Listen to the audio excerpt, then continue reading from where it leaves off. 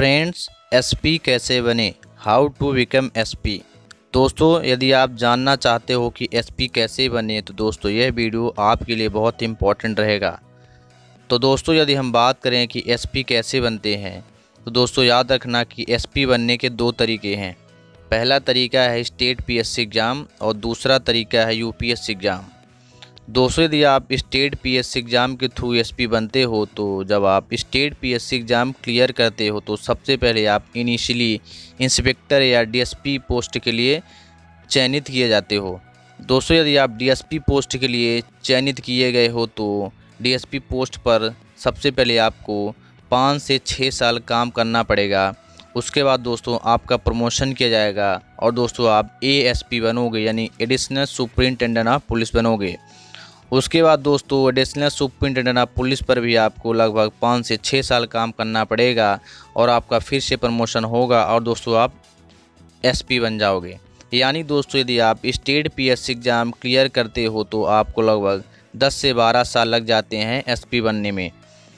वहीं दोस्तों यदि आप यूपीएससी के थ्रू आप यदि एसपी बनते हो तो सबसे पहले यूपीएससी क्लियर करने के बाद आप इनिशियली आईपीएस के लिए सेलेक्ट हो रहे हो और दोस्तों आप एक आईपीएस ऑफिसर बनने के बाद आपको लगभग 5 से 6 साल काम करना पड़ेगा और 5 से 6 साल काम करने के बाद दोस्तों आपका प्रमोशन किया जाएगा और आप लगभग 6 साल में एसपी यानी सुपरिटेंडेंट ऑफ पुलिस बन जाएंगे।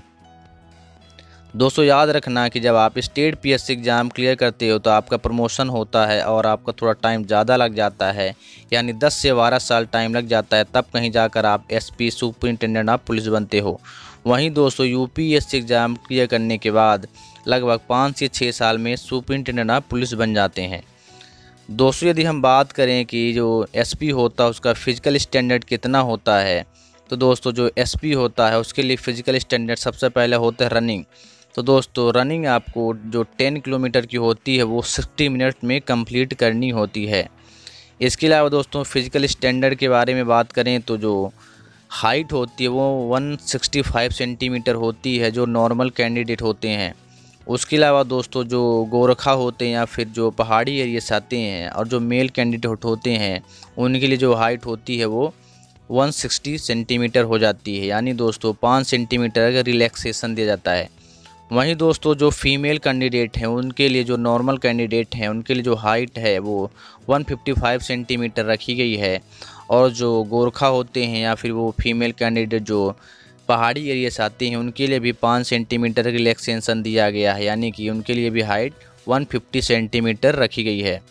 दोस्तों ये तो हो गई हाइट के बारे में।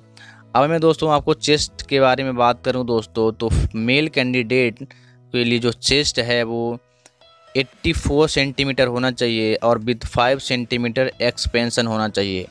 वहीं दोस्तों जो फीमेल कैंडिडेट हैं उनके जो चेस्ट है वो 79 सेंटीमीटर होना चाहिए विद 5 सेंटीमीटर एक्सपेंशन। दोस्तों यदि हम अब मेडिकल स्टैंडर्ड के बारे में बात करें दोस्तों तो जो मेल कैंडिडेट हैं उनके लिए जो आई साइट है वो 6/6 या फिर 6/9 का विज़न नाइट विज़न होना चाहिए या फिर आई साइट होना चाहिए। उसके अलावा दोस्तों जो फीमेल कैंडिडेट हैं उनके लिए जो आई साइट है वो 6/12 या 6/9 का होना चाहिए। दोस्तों ये तो हो गया फिज़िकल स्टैंडर्ड और मेडिकल स्टैंडर्ड। अब दोस्तों मैं आपको बताऊं कि एसपी बनने के लिए आपको कौन सा क्वालिफ़िकेशंस होना चाहिए। दोस्तों एसपी बनने के लिए आपको सबसे पहले किसी भी रिकॉग्नाइज्ड यूनिवर्सिटी से ग्रेजुएट होना पड़ेगा, तब कहीं जाकर आप यूपीएससी एग्ज़ाम देने के लिए एलिजिबल हो पाते हो। और यदि आप यूपीएससी एग्ज़ाम क्लियर करते हो तो आपको एसपी बना दिया जाता है। अब दोस्तों मैं आपको बात करूं कि जो एज लिमिट होती है वो कितनी होती है। तो दोस्तों एसपी बनने के लिए जो नॉर्मल कैंडिडेट हैं जो जनरल कैटेगरी के हैं उनकी जो एज लिमिट है वो है 32 ईयर और दोस्तों 32 ईयर में वो लगभग 6 अटेम्प्ट दे सकते हैं। वहीं दोस्तों जो ओबीसी कैंडिडेट हैं उनकी जो एज लिमिट है वो है 35 ईयर्स और दोस्तों ओबीसी कैंडिडेट 35 ईयर्स में 9 बार यूपीएससी एग्ज़ाम को अटेम्प्ट कर सकते हैं। वहीं दोस्तों जो एससी एसटी कैटेगरी के जो कैंडिडेट हैं उनकी जो एज लिमिट है वो है 39 ईयर और दोस्तों वो 39 ईयर तक अनलिमिटेड अटेम्प्ट्स कर सकते हैं। दोस्तों यदि आप नॉर्मल कैटेगरी यानी जनरल कैटेगरी के कैंडिडेट हो तो और आपकी जो एज है वो 32 से बिलो है तो आप दोस्तों पूरी तरह से यूपीएससी एग्ज़ाम यानी एसपी बनने के लिए एलिजिबल हो। यहीं इसके अलावा दोस्तों यदि आप ओबीसी कैटेगरी के कैंडिडेट हो और आपकी जो एज लिमिट है वो पूरी तरह से 35 से बिलो है दोस्तों, तो आप पूरी तरह से एसपी बनने के लिए एलिजिबल हो। इसके अलावा दोस्तों यदि आपकी जो एज लिमिट है वो 39 ईयर से बिलो है तो दोस्तों आप पूरी तरह से एसपी बनने के लिए एलिजिबल हो। दोस्तों यदि मैं बात करूं कि जो एसपी होता है, सुपरिटेंडेंट ऑफ पुलिस होता है, उसका प्रमोशन कैसे होता है, तो दोस्तों जब आप यूपीएससी एग्ज़ाम क्लियर करने के बाद आईपीएस बनते हो तो आईपीएस ऑफिसर पर आप जो कोई भी काम आपको दिया जाता है उसमें आपको 5 से 6 साल काम करना पड़ता है। उसके बाद दोस्तों आपका प्रमोशन किया जाता है और आप एसपी बनते हो। और दोस्तों एसपी बनने के बाद फिर आपको 5 से 6 साल बाद आपका प्रमोशन किया जाता है और आप एसएसपी बनते हो यानी सीनियर सुपरिटेंडेंट ऑफ पुलिस बनते हो।